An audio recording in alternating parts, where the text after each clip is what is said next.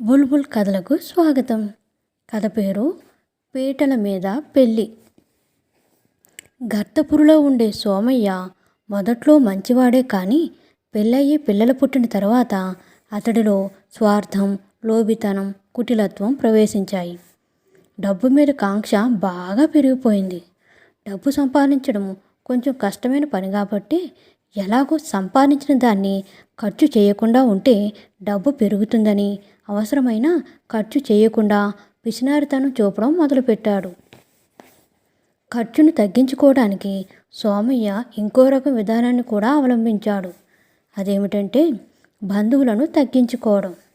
బంధువులతో గొడవలు పడితే వాళ్లతో రాకపోకలు తగ్గిపోతాయని, అందువలన ఖర్చులు కూడా తగ్గిపోతాయని సోమయ్య ఉద్దేశం. సోమయ్య ఏదైనా అనుకుంటే వెంటనే ఆచరణలో పెట్టేవాడు. అతడు తన అక్కలతో, చెల్లెలతో, తమ్ముడితోనూ కుంటి సాకులు చూపి వాళ్ళతో గొడవలు పడి రాకపోకలు రద్దు చేసుకున్నాడు. బంధువుల ఇళ్లలో కానీ, మిత్రుల ఇళ్లలో కానీ శుభకార్యాలంటూ శుభలేఖలు వస్తే వాటిని చూసి బయట పారేసేవాడు. ఆ శుభకార్యాలకు వెళ్లకుండా డబ్బులు ఖర్చు కానందుకు సంతోషపడేవాడు. ఇలా ఉండగా సోమయ్య కూతురు భూదేవికి పెళ్లి కుదిరింది.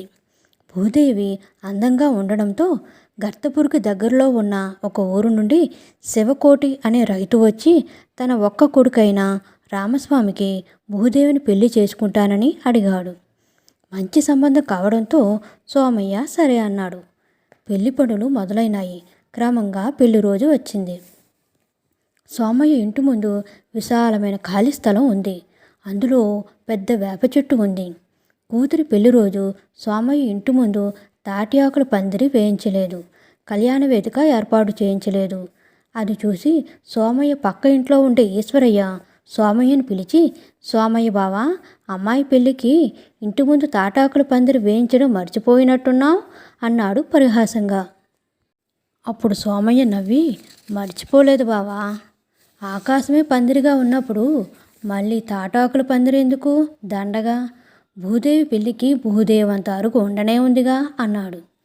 సోమయ్య ఇంట్లో జరుగుతున్న పెళ్ళికి ఒక్క బంధువు కూడా రాలేదు. అసలు పెళ్ళి జరుగుతున్న అలికిడే లేదు. ఇదే మాట ఈశ్వరయ్య సోమయ్యతో అన్నాడు.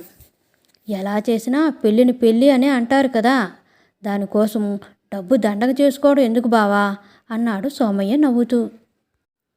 ఇంతలో మగపెళ్లివారు ఎద్దుల బండ్లలో దిగిరారు. పెళ్ళికొడుకు తండ్రి సోమయ్య ఇంటి ముందు పెళ్లి పందిరి కనబడకపోవడం, పెళ్లి సందడి కనబడకపోవడం ఆశ్చర్యాన్ని కలిగించింది. తీరా చూస్తే ఇంట్లో ఒక్క బంధువు కూడా కనబడలేదు.